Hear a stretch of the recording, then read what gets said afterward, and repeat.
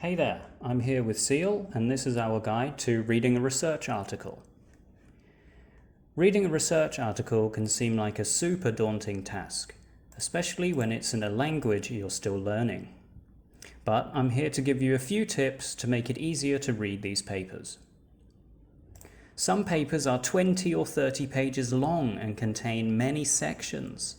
They often have specialized vocabulary that you may not understand as well. But the good news is you don't have to read the whole thing. The first thing you should do, of course, is look at the title.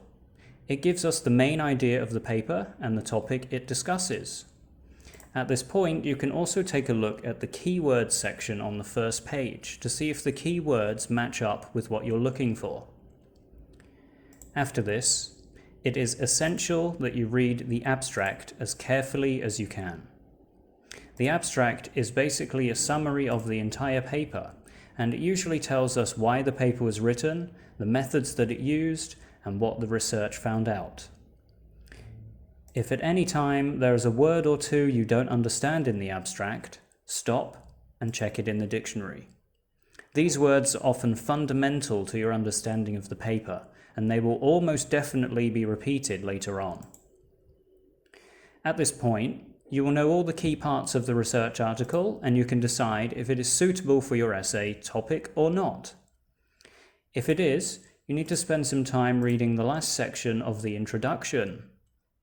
The last paragraph of the introduction usually outlines the writer's intentions in the paper, such as what they expect to find or predict may happen.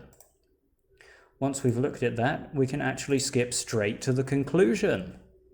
And we can see if the predictions actually came true. The conclusion will also summarize the study's most relevant results for us.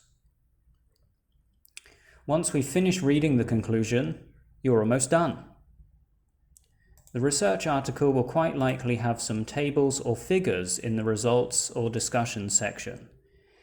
If you want to have a more detailed understanding of any of these results, this is where you should look next.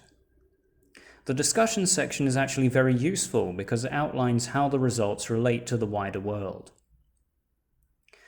There are also other sections in the research paper, but these are usually for other researchers who may wish to replicate or repeat the study, and they are not essential reading for undergraduate students.